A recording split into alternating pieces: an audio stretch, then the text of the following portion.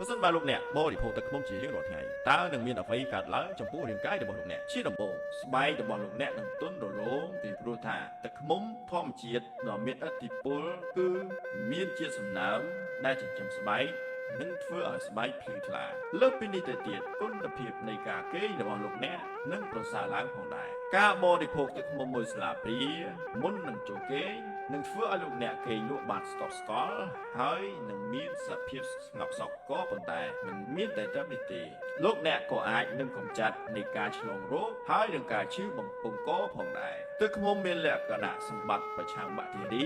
មេរោគនិងជួយបង្កើនភាពស៊ាំរបស់លោកអ្នកហើយវាក៏ការពារលោកអ្នកអំពីជំងឺប្រចាំថ្ងៃផងដែរទឹកឃ្មុំគឺជាជំនួយទៅដល់ការរំលាយអាហារនិងការបំបត្តិការរំលាយអាហារមិនល្អហើយនឹង